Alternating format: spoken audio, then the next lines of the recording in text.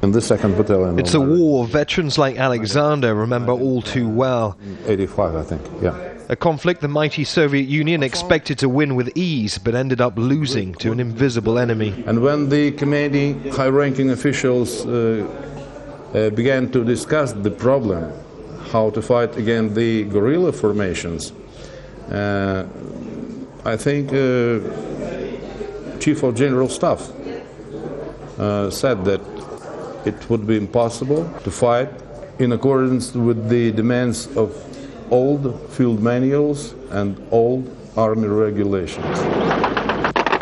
The Soviet Union threw its bombers, helicopters and tanks at the Afghan guerrilla army, the Mujahideen, but was still forced out. More than 15,000 Soviet troops died in the war. They killed 500,000 Afghans, maimed many more, and turned millions into refugees. I'm not a political person. I'm a soldier.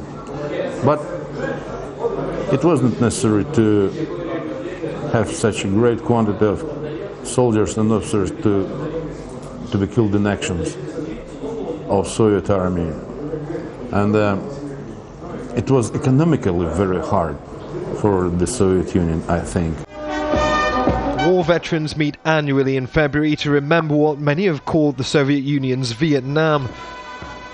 20 years after the Soviet pullout, NATO troop numbers have grown to equal the size of the Russian contingent. But does a similar fate await them? It depends how you judge the Soviet experience and whether you judge it positive or negative. I think that we can say that the fate of international forces in Afghanistan may be equal to the fate of the Soviet forces in the sense that they will have to withdraw. In a Moscow museum, relics from the Soviet invasion are on show. Here, people can draw their own lessons from defeat. Russia has consigned the war to the annals of history, a conflict that marked the beginning of the end of Soviet imperialism, a defeat that still haunts military leaders to this very day. Neave, Al Jazeera, Moscow.